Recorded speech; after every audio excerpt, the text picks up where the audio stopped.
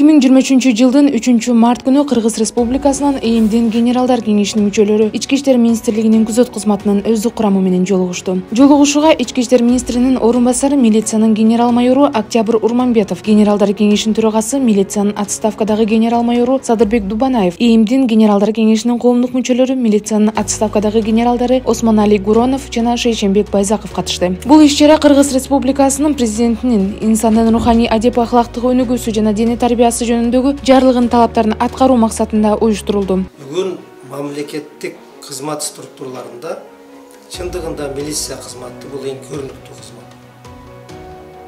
Канчалык көптөгөн кылмыштарды ачпайлы, күнү-түн иштебейли, ысык суукка чыдап, үй бүлөбүздүн маселелерин карабастан ушу өзүнүн кызматтык маселелерин аткарган кызматкерлердин жасаган иштери бир кызматкердин терс көрүнүштөгү жасаган мамилеси менен баардык иштери булганып калышы мүмкүн да. Ошондуктан биз милиция кызматкерлерине ушул ойду жеткирүүгө аракет кылдык. Ар бир кызматкердин кызматка болгон мамилеси, өзүнүн жүрүш турушу, өзүнүн кесиптик деңгээли, өзүнүн адамдык сапаты, ошондой эле ишке болгон жана мамилеси боюнча дагы көптөгөн сөздөр айтылды да.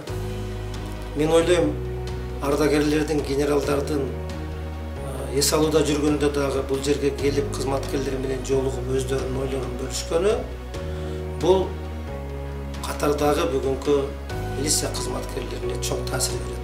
Өз кезегинде жолугушууга келген ардагерлер белгилегендей, эгемендүү мамлекет түптөлө баштаганда милиция кызматкерлери өтө татаал шарттарда иштөөгө туура келген. Алар кээде электр жарыксыз, техникасыз же жылуулуксуз иштеп, документтерди машинкаларга кол менен басып чыгарышкан. Бүгүн милиция кызматкерлери бардык зарыл болгон материалдык техникалык база менен жабдылганын баса белгилешти.